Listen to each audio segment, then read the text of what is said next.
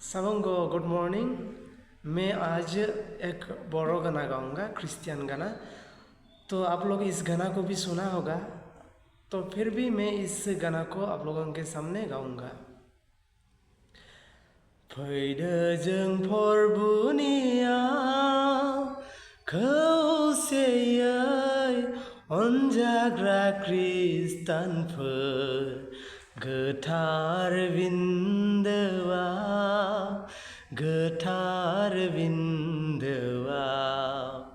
फैदो जों फरबुनि खौसेयै अनजाग्रा खृष्टानफोर गोथार बिन्दोआव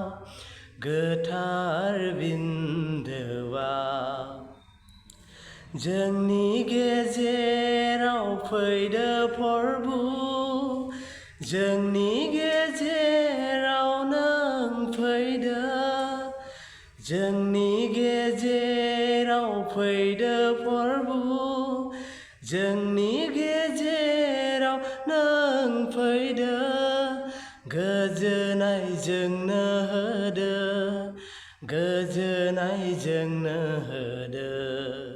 फैदो जों फरबुनियाव खौसेयै अनजाग्रा खृष्टानफोर गोथार बिन्दोआव